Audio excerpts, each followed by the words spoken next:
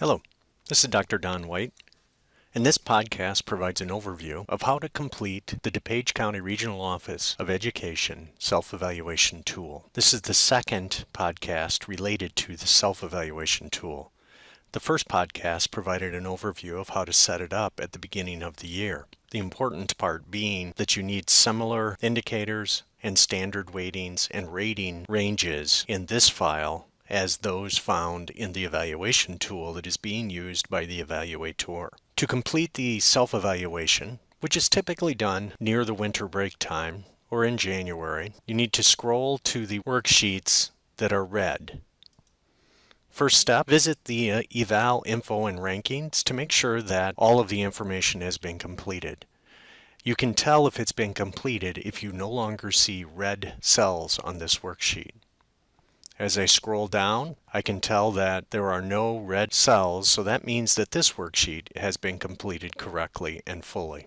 The indicator selection worksheet, as I scroll through this worksheet, I do not see any red cells, so I can tell that this has been completed correctly.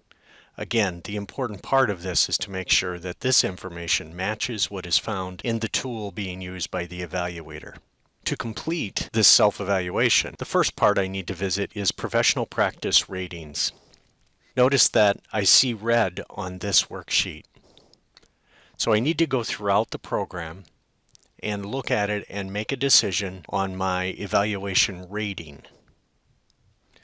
I will not have any populated information for formal observation 1, 2, or 3, or informal observation 1, 2, or 3.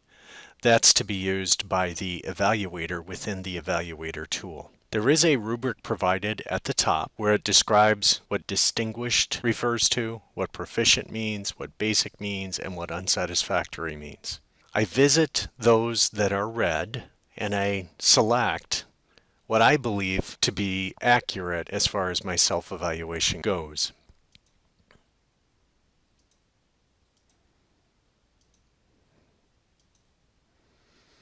As I select, the red cells go away. At the bottom of each standard, you will see the overall rating for that standard. And then there is a comment box. This is where the person completing the self-evaluation can enter a narrative about that particular standard.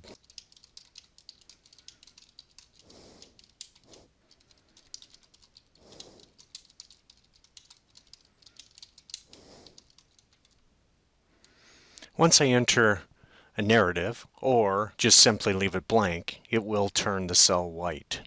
The next step is to go through and complete each of the ratings. Upon completion of all of the ratings for those indicators that were selected at the beginning of the year, I scroll to the bottom and the table has been updated with the ratings for each of the standards.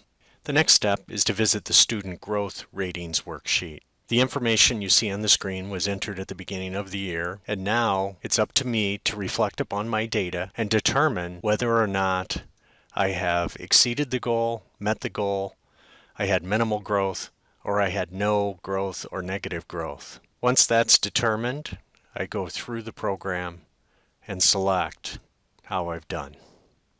And then the program calculates based on the rating ranges on the eval info and rankings worksheet. It will determine the overall student growth ratings. The next step is to visit the strengths and areas for growth, is select up to 3 indicators which demonstrate your strengths.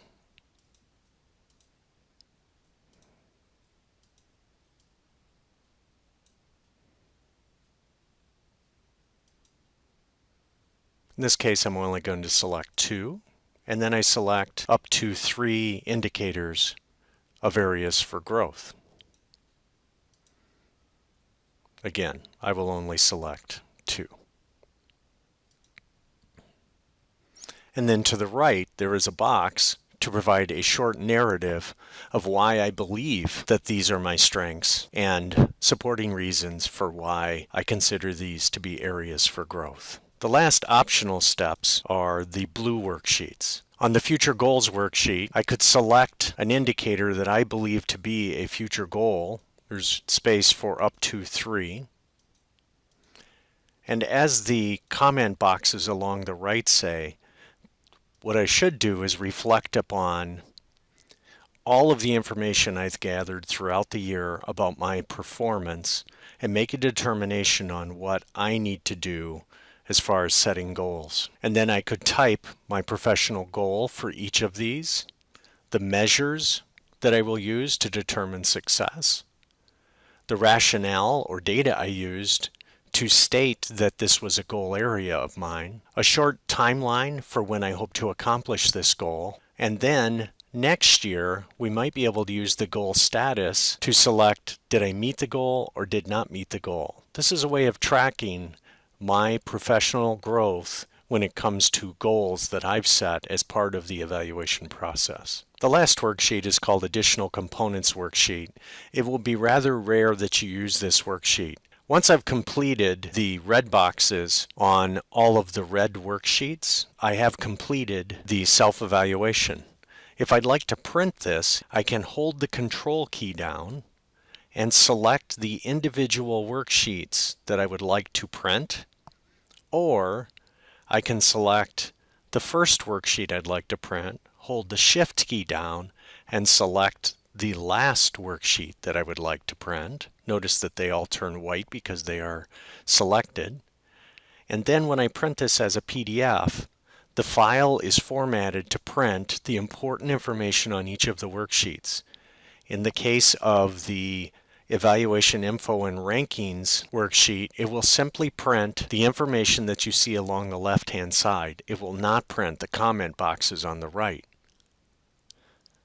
In the case of the Student Growth Ratings worksheet, again, it will print the important information, which is the headers in black down to the meets goal rating. It will not print the comment boxes along the right-hand side. Or you can save this file and email it to your evaluator who can use it as part of the evaluation process.